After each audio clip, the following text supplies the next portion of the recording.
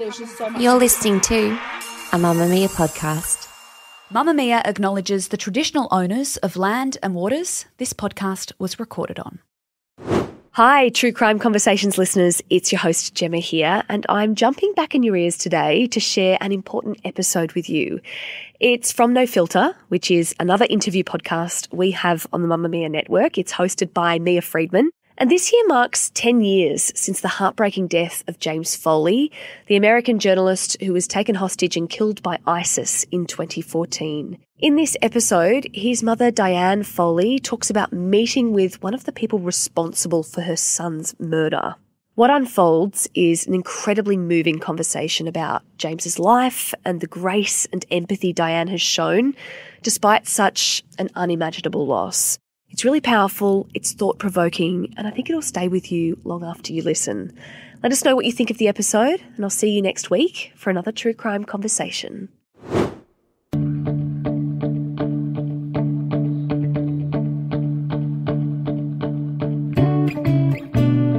I'm Mia Freedman, and from Mamamia, you're listening to No Filter. If I said the name James Foley, a distant bell might ring in your head. And if I showed you a picture of James, you might recognise his face. Big smile, handsome, dark hair, tan skin. He looks a little bit like a movie star, in a way.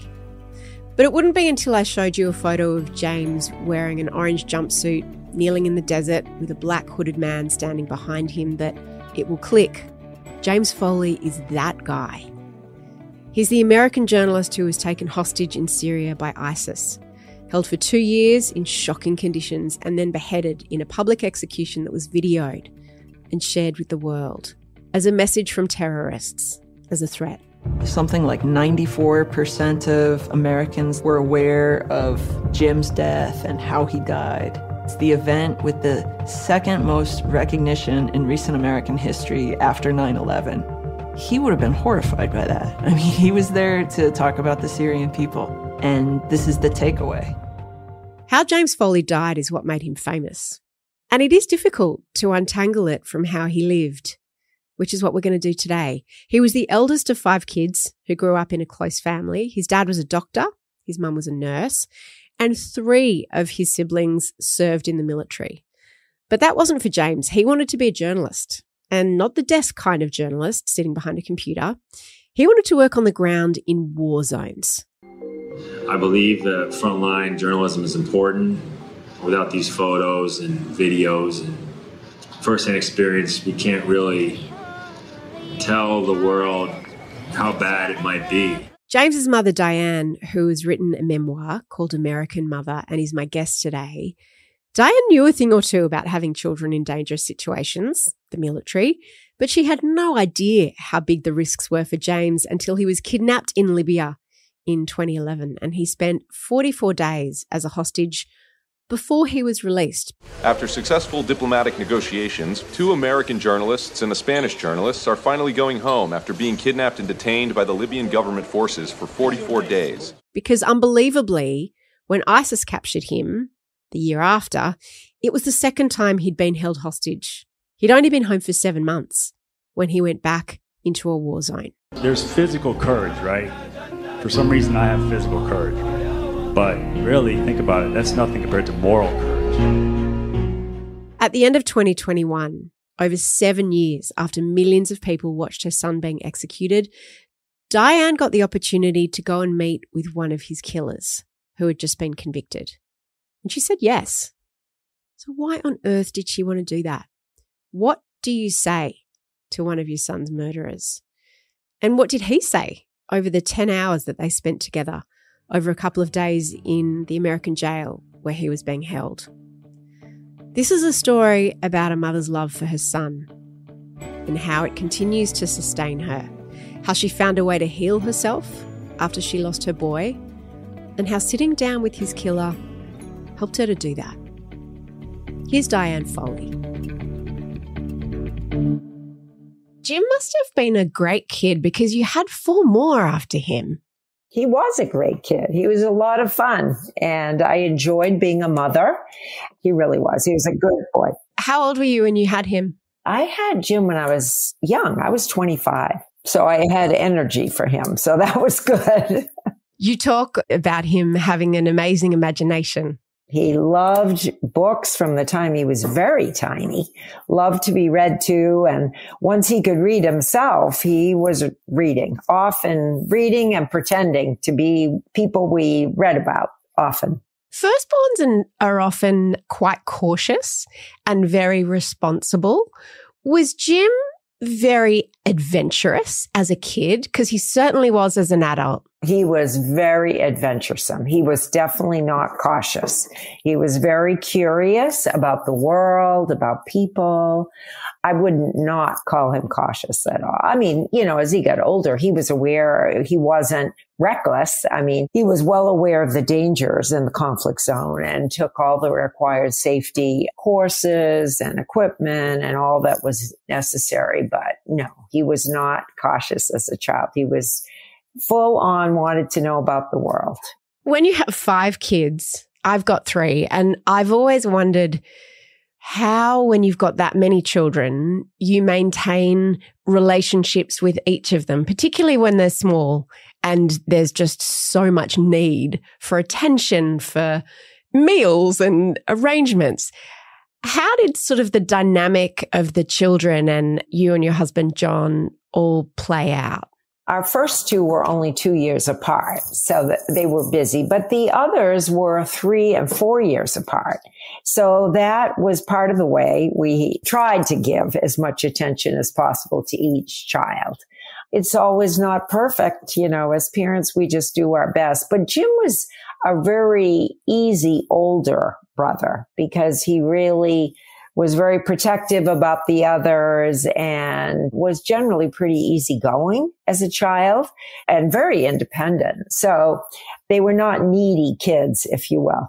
One of the hardest things I find as a parent is the tension between wanting to support what they want to do and their passions and their dreams, and also worrying about them and also having them not around when perhaps you'd like to see more of them. When he first talked about becoming a conflict journalist and traveling to war zones, how did you manage that tension? What did you say?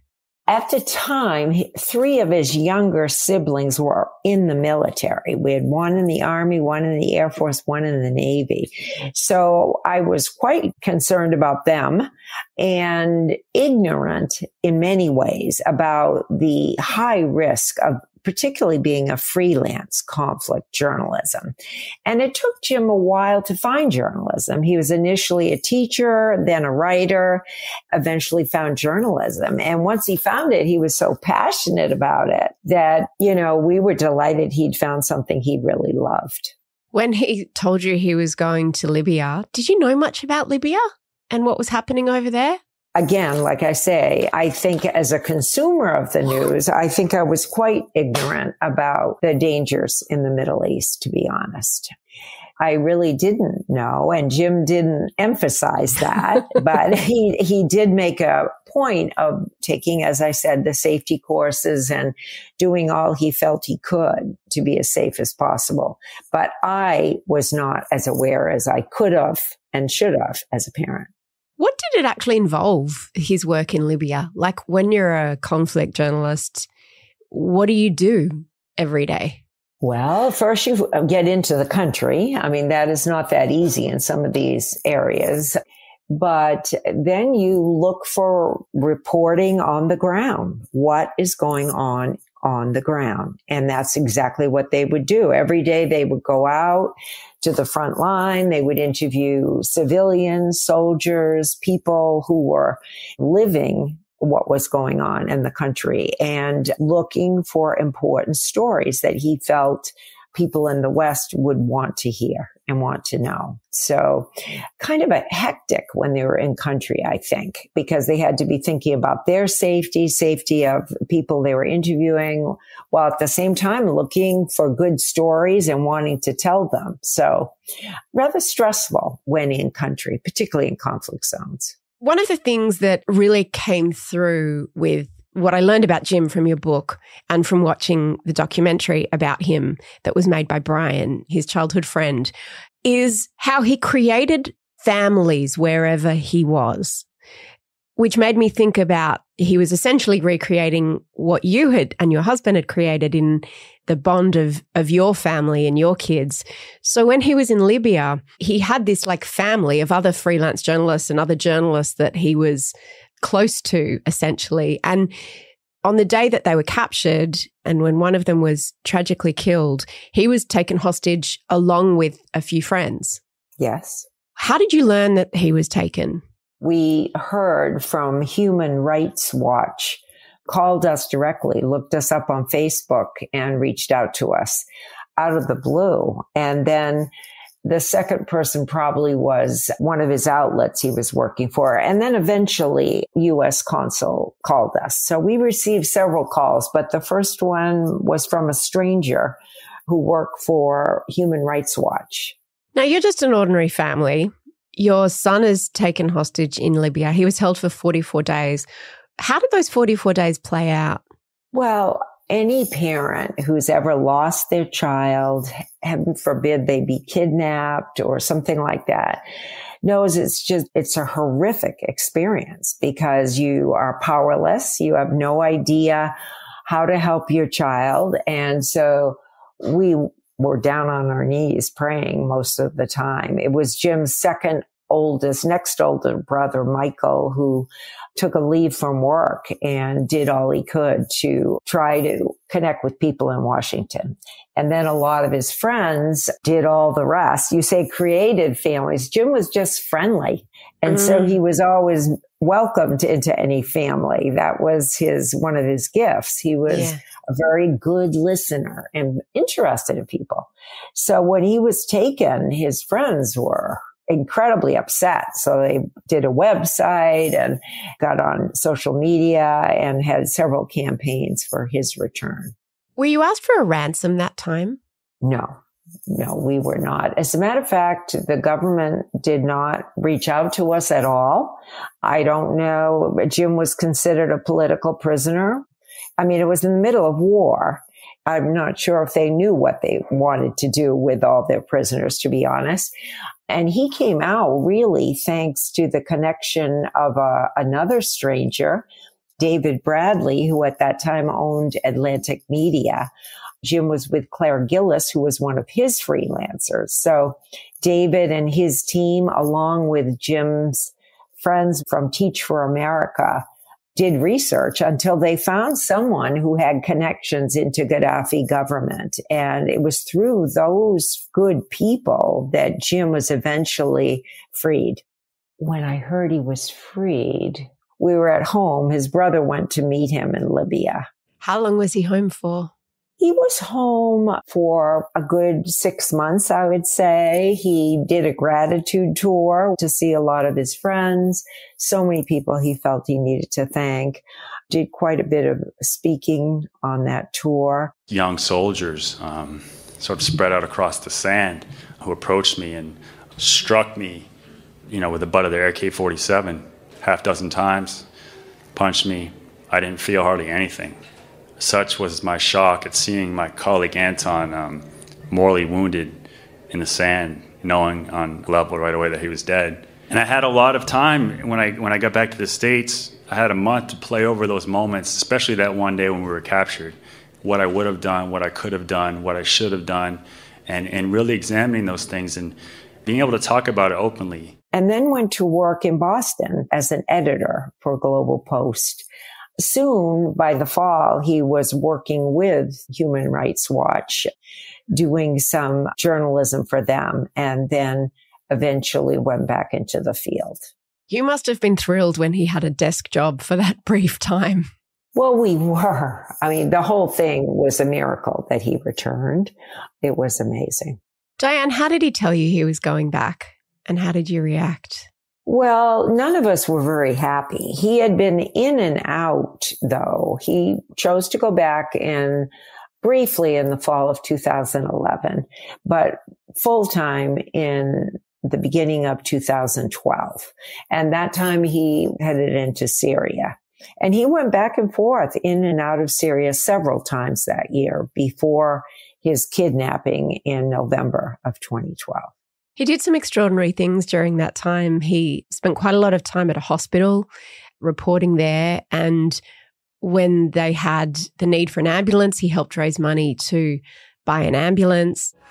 I would say the flip side of his willingness to get out there and do things is that, like, okay, so you get an ambulance into Syria, some militia is going to commandeer it and use it for their own purposes. They're going to put an anti-aircraft in the back of it, like, go blow shit up. Jim was not focused on that kind of issue. Like, he would think about, what's the best case scenario, not how things could go wrong. He was always very mindful of the plight of civilians where he was working. When he was taken the second time, it was very different, wasn't it? Yes. How was it different? Well, the second time, it was only witnessed by his fixer. And his fixer didn't know who the captors were. Can you explain what a fixer is? A fixer is a person who translates and drives for foreign reporter who comes in. Like, Jim was not fluent in Arabic, so they had to find someone who knew the country, knew the language, who could get them where they needed to go. So their fixer was a good friend. He was very kind and wanted to help. But at that time, there was a huge influx of foreign fighters coming into northern Syria. He didn't know who they were. It's kind of come as a surprise to a lot of us, this group ISIS, a group that we hadn't really heard much about. Who exactly are they? Well, it's a criminal marauding gang. They come out of the original, very brutal Iraqi terror group. They're the worst. They're the worst of the worst. Washington doesn't know how to deal with it. How's his family in New England going to figure that out, right? And so that was part of the problem. We didn't know who had taken him. We didn't know if it was the Assad regime or one of these foreign fighters. What were the circumstances of his kidnapping that time? He was with John Cantley, the British journalist, was he? Yes, yes. And that was one of the differences. Previously, Jim had been more under the radar. He worked very quietly under the radar. But I think he missed some male companionship, to be honest, and got friendly with John Cantley, which was great in many ways, but I think probably put them at more risk because John was fairer and had a very clear Western accent, whereas Jim was much quieter. I think, at least I'm told, when they stopped at some restaurant on their way out of town, they were noticed, apparently. And again, how did you find out? Through the fixer? No, we actually found out through one of his colleagues. Nicole Tung and Claire Gillis were both in Turkey, and they were planning to meet Jim that afternoon. And so they called us the day after we celebrate Thanksgiving Day in the United States. It was rather odd that we didn't hear from Jim because he always called on holidays, but we did not hear from him. So that morning, Claire and Nicole called us to say he had been kidnapped. When you didn't hear from him, Diane, did you have that spidey sense of unease? I did. It was just a deafening silence not to hear from Jim because he always called. And of course, when they called, it confirmed our fears. I imagine there is a huge amount of adrenaline, but nowhere for it to go in terms of Jim's family and how you felt, like knowing he'd been taken. Like, what do you do? Do you call 911? Do you call the White House? Like, what do you actually do? Well, that was the problem. I mean, I'm a nurse. My husband's a doctor. We had no idea what to do. And we were shocked that it happened a second time. I mean, really shocked. And of course, we went to pray right away. That was my first reaction. It was more and more frightening, the fact that nobody knew where he was. He had disappeared. He truly disappeared. In Libya, we knew where he had been taken. It was still a miraculous that we were able to get him out. But in this case, we had no idea even if he was alive. We had no idea. He had disappeared. When did his captors first make contact? We first heard that he was alive in September of 2013. And he was taken in the previous November. It was a good 10 months not knowing if he was alive or not. The first email came to me. Hello, we have James and want to negotiate for him. He is safe, he's our friend, and we do not want to hurt him. If you want cooperation, we have rules. You cannot go to the media ever about this. If you do, we will not negotiate. We want money fast. What people hearing this story might expect is that you had a huge amount of government support and official support, because there's a lot of admin involved in being the loved one of a missing person in terms of trying to find information, isn't there? And you felt like you had to finance your own trips to Washington. You had to try and make people understand about Jim's story and get his name out there and get some action. That must have been a very heavy burden to bear along with everything else. Well, I had to quit my job and do it full time, but I failed. I mean, there was no one in our government in 2012 through 2014 to help. No one whose job it was to help an innocent American family, even find out where Jim was, never mind get him out. It was a horrible time. But what was even worse was that our government kind of falsely assured me that they were on it. And that was difficult because I spent a lot of the year just trusting that our government was telling me the truth, that they were in fact on it and, working on getting Jim home when that wasn't true. I think the people felt uncomfortable and didn't know what to do with me, to be honest. I know you have deep faith, Diane. Did you have a sense as his mother, were you like, is he alive? Is he not alive? Can I feel him? Yeah, I really felt he was alive. During that time, I never felt that we had lost him. I really never felt that way. So I just had a feeling that he was alive, but we had no idea where and who had him. And I struggled to get any interest in his plight. I struggled with the media. I struggled with the government. And I was really quite ignorant about how to go about it, Mia.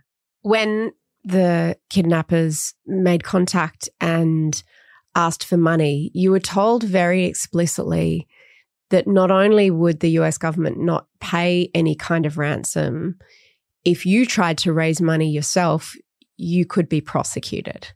Well, we were told that, but much later in 2014, when that initially came through, the FBI just reassured us that don't worry, they're going to keep negotiating. Let's keep them talking. Just tell them you don't have the money, that kind of thing. So nobody said anything like that until later in 2014, when we discovered that it wasn't just Jim, that Jim was also with 3 other Americans and 3 British citizens and also several other Europeans. So it was that spring of 2014 that a person from the National Security Council told us that, threatened us actually 3 times. But in a way, Mia, he was the one who was telling us the truth. He's the one that was telling me, our government's not going to do anything for him. And if you try, you could go to jail. So we went ahead and raised pledges anyway. But at the time, the captors did not engage with us again. They stopped talking to us after a month. After they proved to us that they had Jim, they stopped communicating essentially until 2 weeks before they murdered Jim. During that second year, not a lot is known about that first year that Jim was in captivity. In the second year, though, you have learned quite a lot because a lot of the men that he was held with, the Europeans, the British, some of them have been released. And they paint quite an extraordinary picture of a time when I think it was up to 18 of them were held together. What have you learned about that time? Well, it's really thanks to many of them and Jim's dear friend, Brian Oakes, the talented director of the film, Jim, the James Foley story, that I found out what Jim's last 2 years were like, really. And I was just so grateful he was with such good people. They were all brave people who were either journalists or aid workers. So they were all people who were interested in others and really cared about the suffering that was going on in Syria. So they were all very good people, very interesting people. They managed all kinds of things to try to survive. Jim was there the longest. Jim was one of the very earliest. Jim and John Cantley were the first. So they were held the longest. And the first part of their captivity, they were starved and tortured a lot. You never know what's going to happen next. And that's much more difficult to handle and to deal with than the beating. You know, at some point we were so hungry, we ate banana peels. Orange peels were like our candies. We received chicken once. We ate the bones. If you are starved, you think about food. But once you eat, you only think about going on the sea, or going on the forest, or any open space. Is the only thing you want. But later on, as others came in, I think the captors began to realize they needed to keep them alive because European nations were negotiating for the release of their people. So all those people did come out, and they're the ones that have been able to share stories with me. Very much their descriptions of Jim was as the big brother of the group. He, being an American, was the target of a lot of horrific treatment by the guards and by the captors. But, you know, they did things like they played games of Risk. He managed to draw a board and they used little beans as the pieces, and how they supported one another on Christmas Day. They didn't have, obviously, anything to give one another, so they all sat in a circle and gave one another the gift of each saying a lovely thing about everyone else in the group. And I remember that I said to James that, James, first time I met you was, you know, in this prison, and you looked as confused as if you were just dumped down on the earth from the moon or something. And you basically destroyed my whole idea of this great war journalist, James Wright Foley. And then suddenly I find out that you are very clumsy, you're very bad at sports, but then again you're the most honest person. There is no evil at all to find in you, James. And there were times when they would fight, and Jim would be the one who would sometimes break up physical fights. And I got a really strong sense by listening to these other men of the character of Jim, his incredible resilience, his incredible optimism, and just being a good guy. He was a good guy. And you're speaking of the film. The film gets into all that. The book, American Mother, is more about what's happened since Jim's murder. When you talk about the difference between the fact that a lot of the Europeans, people were negotiating and they were released, were you in contact with the other families? No, because our FBI did not even tell us who the American families were. We didn't know that until about 2014. So the European families, we really didn't know, except when I went to France. I did go to France and to Spain, trying to see if they could help me. I did have a chance to meet some of the French friends of the hostages anyway, and one family member. But I didn't get to know them well until afterwards. After the break, Diane tells me about the day the unimaginable happened. A journalist called her and told her to look at Twitter, where she saw an image of Jim. At that time, I just hoped it was a cruel joke and had been photoshopped. We'll be back shortly.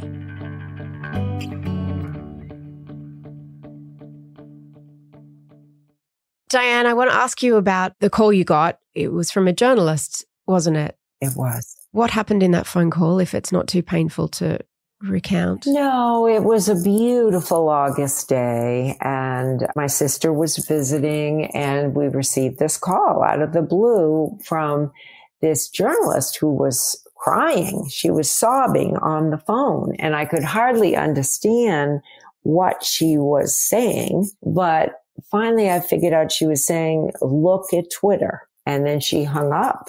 And so I looked at Twitter, and that's when we saw the horrific picture of Jim being beheaded. And I did look at the image because I wanted to make sure it was Jim. And it was. At that time, I just hoped it was a cruel joke and had been photoshopped. That was my hope. And so I reached out to everybody I knew. I wrote emails to everybody I had worked with for the past 2 years. But nobody answered me that day. That in itself was difficult, not to hear from anybody. That morning, you'd been visited by the FBI for the first time in a long time. Exactly. But they didn't seem to know anything. I really don't think they were disingenuous. They didn't seem to know. It seemed odd to me after 2 years that they're asking for DNA now. It seemed so odd, but they didn't, make a deal about it. Diane, the video and the photo, I've not looked at either, but I know the image is seared in the minds of many people of Jim in the orange jumpsuit in the desert with the man behind him hooded. I don't even know what to ask you, Diane, in terms of when you talk about that and the image that you have, is it something that you compartmentalize? I know you never watched the video, but you did see the photo.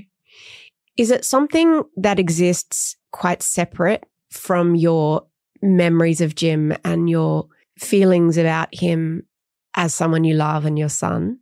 Of course, Mia. I mean, it's nothing I will ever dwell on.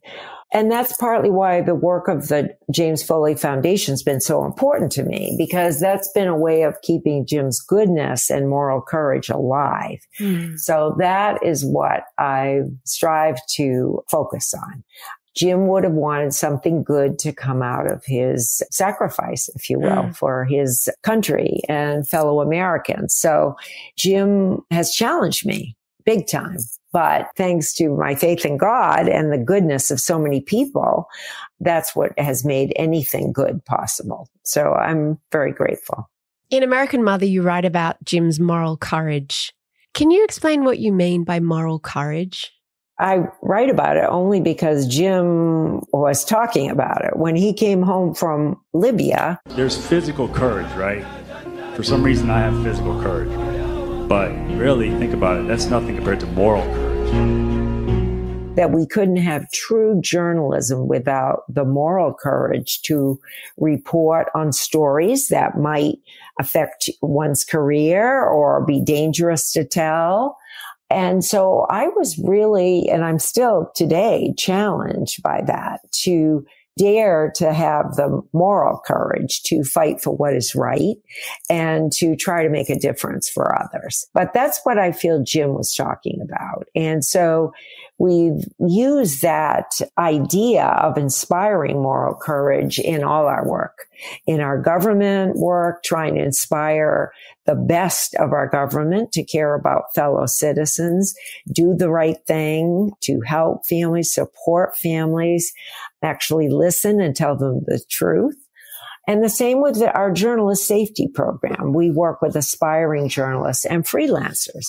And we talk about having the moral courage to report the truth, to do it as safely as possible, obviously, but to aspire to have the courage to do the right thing in terms of reporting. You have some pretty extraordinary moral courage doing what you're doing, writing the book, giving interviews, speaking about your son. It keeps Jim's spirit alive, Mia, and that is very important. Is it a way to keep mothering him? Mothering him? I don't know. He's challenged me, so I almost feel like he's parenting me, challenging me to dare to do better, dare to be better.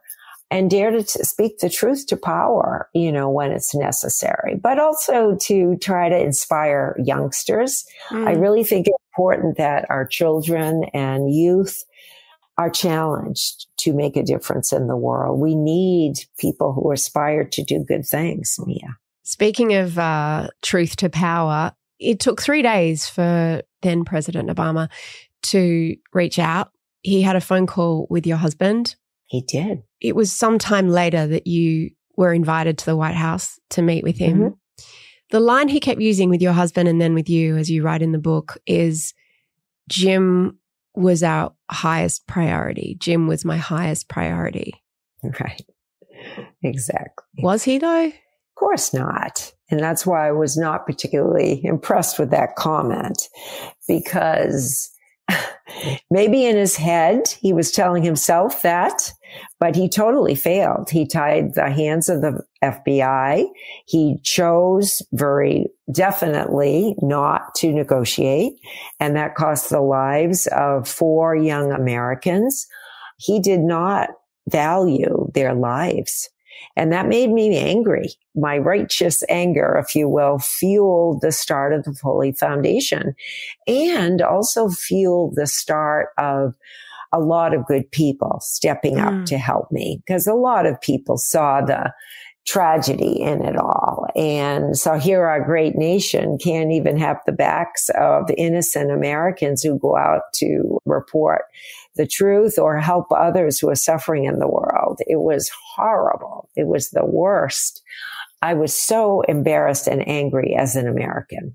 You make the point so eloquently in your book that the argument made by officials to you is that if we negotiate with terrorists and we pay ransoms, that puts every American abroad at risk and makes it more likely that more people will be kidnapped.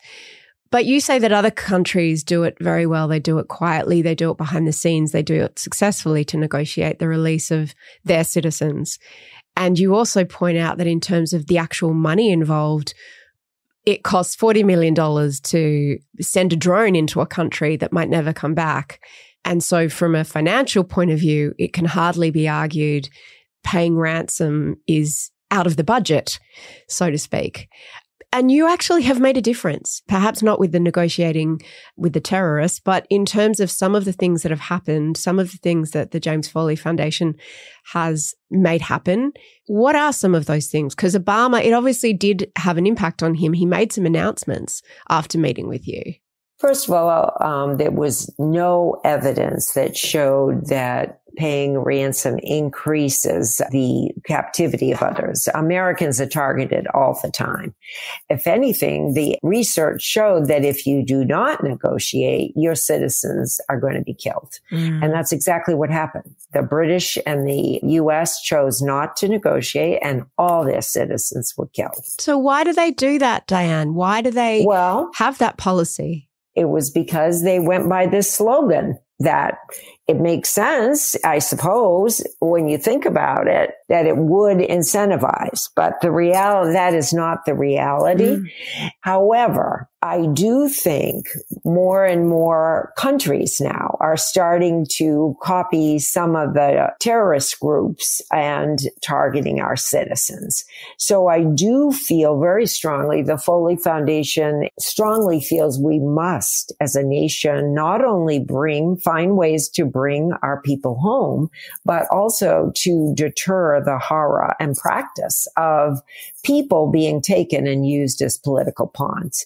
It's a dual challenge. It's not only the challenge of trying to help citizens who are taken hostage abroad, but also at the same time, we must work to deter the practice. And sometimes they are in conflict. So that is the challenge we have before us. However, every nation, in my opinion, should have the moral courage to have the backs of innocent citizens who are targeted simply for being a citizen of their country. Up next, why Diane decided to meet with one of the men responsible for killing her son and what she said to him. All of us are flawed, right? We all make good decisions and bad ones. But in his case, he's made such an extraordinarily bad decision to join in ISIS and all the horrific deeds that he's lost out on his life. Stay with us.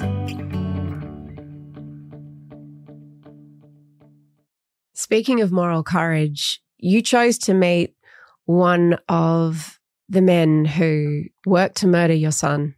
Alexander Cote was one of the Beatles, as they were nicknamed, members of ISIS who, one was killed in a drone strike, two were brought to America and tried and charged and convicted. When did the opportunity come up to meet with him in jail, and what were the conversations in the Foley household about that? First of all, it took 7 years. Alexander Cote and Al-Shafi al-Sheikh, the two surviving Beatles, if you will, or jihadists, were kidnapped in 2018, but it took years for them to be extradited to the United States for a trial. That was thanks to a lot of hard work with the British government and our Department of Justice. When they finally did arrive, one of them, Al-Shafi al-Sheikh, was very defiant, wanted a full trial, and he had it in 2022. But Alexander pleaded guilty to all 8 counts of kidnapping, torture, all of it, accessory to murder. And part of his plea deal was his offer to speak to victims. So when I heard that, I was interested in speaking to him because I knew Jim would have. Jim would not have wanted me to be afraid of him. And Jim would have wanted me to hear him out. Jim often worked with many disenfranchised youth, ex-felons in Chicago and troubled inner city kids in Phoenix and Holyoke. So Jim kind of always had a heart for the underdog. He definitely would have wanted me to hear him out. But also as a mom, I kind of wanted to tell him who Jim was. But the end result of the whole thing was just incredibly sad, Mia. We all lost. When hatred reigns, everybody loses. We lost our beloved Jim, a very talented journalist, and he's lost his freedom. Perhaps he'll never even see his family or his homeland again. So he too has lost. Everybody's lost. It was a very sad but good experience in many ways, odd as it seems, but there was an odd grace in those days in many ways. It sounds like you have empathy for him, or maybe if not empathy, sympathy? Yeah, I think I do. He's the same age as one of our other sons.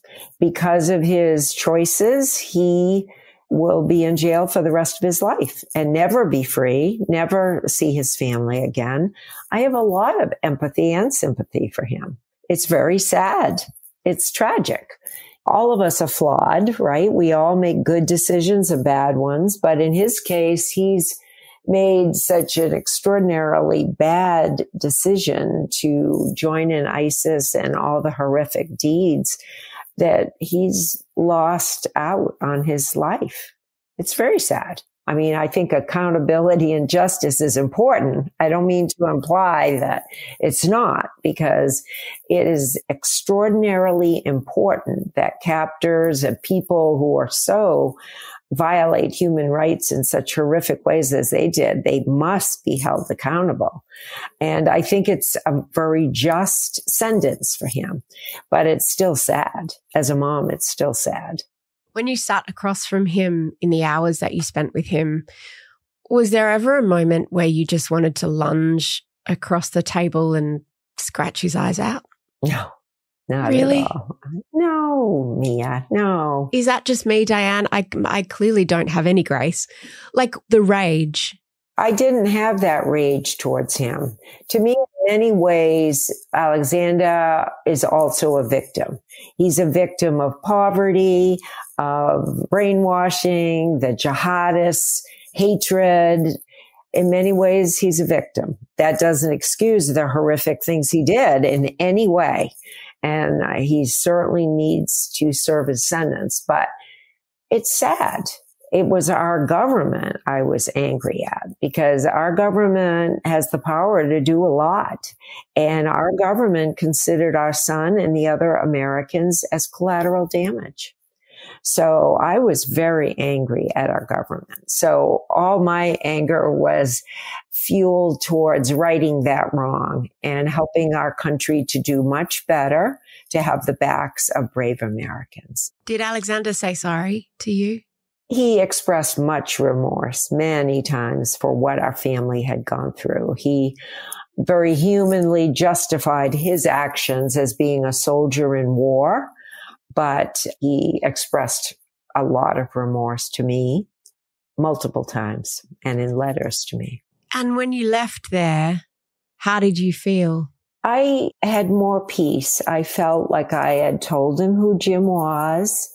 And I feel like I had encouraged him in his faith. He's an intelligent young man. Hopefully in his incarceration, who knows, maybe he'll become a writer or do some good is what I hope for him, to make amends for the horrible sadness he's inflicted on so many people. Are you still in contact with him? No, I mean, the prisons don't allow that, especially for a prisoner of his caliber, if you will. He's in isolation. Yeah, I don't know if I'll ever hear from him, but they're very strict about who the prisoners are allowed to communicate to and when and how and all that.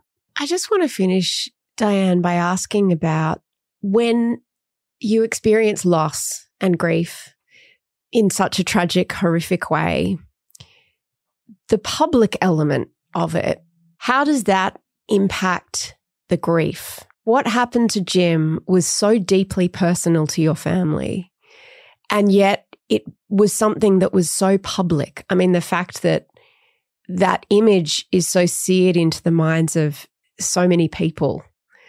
How do you feel about that? How do you process that? Well, I think the only good thing about that was that it was horrifying to everyone, and therefore good people stepped up. I mean, that's when we had an outpouring of donations that has helped sustain the work of the James Foley Foundation. Part of the reason for the book, so that people will be aware, and if it's of interest to them, small NGOs like ours are always looking for support. Any generous people who are concerned about the national security threat that it is and wanting to inspire moral courage in journalists. We always need the good people. We need the generous people, Mia. And so that was the only good part of it being so public, is that we were able to reach all the best people in the world. I mean, we received gifts, money from all over the world for an entire year. And in our work, we continue to look for good people who care about having the moral courage that our countries would do the right thing in the world, would care about others, and would have the backs of people who are suffering by being kidnapped or wrongfully arrested abroad. So we always meet the good people, Mia. And that's the positive part of anything public, is we can reach the good people also. Well, Diane, you are very much the good people, and I thank you for your moral courage in talking about Jim and continuing to talk about him and fighting for the rights of other hostages. You have created such a legacy for him and extended the legacy that he created for himself. So I just wanted to thank you for that. I really have a sense of him, you know, after reading your book and talking to you. He would be so chuffed. He would just be so chuffed. He was an incredible person, but these are the kind of people we need, Mia. I invite any of your listeners to read American Mother, to watch Jim, the James Foley story, and to consider donating to people who are trying to make a difference in the world. Do you know there's no word in the English language for a parent who has lost a child? And there should be. I've had the privilege of interviewing several parents who've lost children during the years I've done No Filter. And it never ceases to be shocking. That order of things is just not right in the scheme of the way the universe is meant to work. It cracks the universe a little bit. And for many of the parents that I've interviewed, like Diane, the loss of their child has opened their heart and put a fire under them in a way that you might not actually expect. They create foundations and they raise money and awareness. And it's almost how they keep their child's memory alive. And it's by nurturing a very different kind of relationship with them. One memory that Diane will always have are Jim's final words to her and the rest of his family. There was a hostage who spent a year with Jim, who was freed. And each time one of the prisoners that Jim was held with, there are about 18 of them, each time one of them was about to be released, some of the other prisoners would try to smuggle letters out to their family. And Jim had written this letter for his family, but the hostage that was about to be released suddenly got scared and he said, I can't smuggle it out, but what I'll do is I'll memorize it. And he did. He memorized this letter, this extraordinary letter from James to his family. And when he was released, he called them up and he recited it down the phone. Dear family and friends, I remember going to the mall with Dad, a very long bike ride with Mum. I remember so many great family times that take me away from this prison.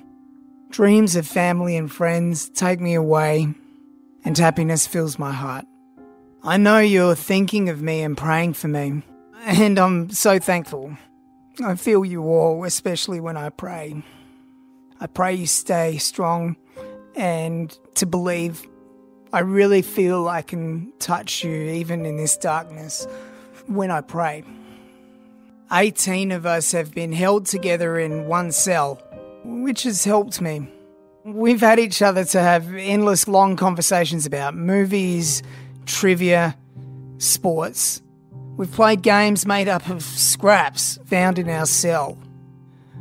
We have found ways to play checkers, chess, and Risk, and have had tournaments of competition, spending some days preparing strategies for the next day's game or lecture. The games and teaching each other have helped the time pass. They have been a huge help. We repeat stories and laugh to break the tension. I've had weak days and strong days. We are so grateful when anyone is freed, but of course yearn for our own freedom. We try to encourage each other and share strength. We're being fed better now and daily. We have tea, occasional coffee. I've regained most of my weight lost last year. I think a lot about my brothers and my sister. I remember playing werewolf in the dark with Michael and so many other adventures. I think of chasing Maddie and tea around the kitchen counter. It makes me happy to think of them. If there is any money left in my bank account, I want it to go to Michael and Matthew. I'm so proud of you, Michael, and thankful to you for happy childhood memories, and to you, Christy, for happy adult ones. And Big John, how I enjoyed visiting you in Cress in Germany. Thank you for welcoming me. I think a lot about Roro and try to imagine what Jack is like. I hope he has Roro's personality. And Mark, so proud of you too, bro. I think of you on the West Coast and hope you are doing some snowboarding and camping. I especially remember us going to the comedy club in Boston together and our big hug after. These special moments keep me hopeful. Katie, so very proud of you. You are the strongest and the best of us all. I think of you working so hard, helping people as a nurse. I'm glad we texted just before I was captured. I pray I can come to your wedding. Now I'm sounding like Grammy. Grammy, please take your medicine, take walks, and keep dancing. I plan to take you out to margaritas when I get home. Stay strong because I'm going to need your strength to help reclaim my life. Jim.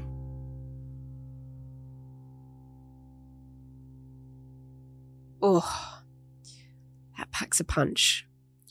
You might want to go and watch the documentary Jim, the James Foley story. If you want to know a little bit more about what the type of person James was, he was truly remarkable. And that documentary that was made by a childhood friend of his and a documentary maker, it really paints a picture of the time that Diane didn't know about, those few years where James was held and she had no contact with him.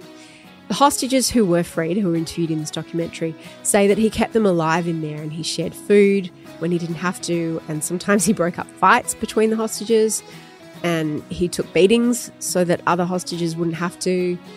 They said things like there was not a bad bone in his body and that he was just pure good.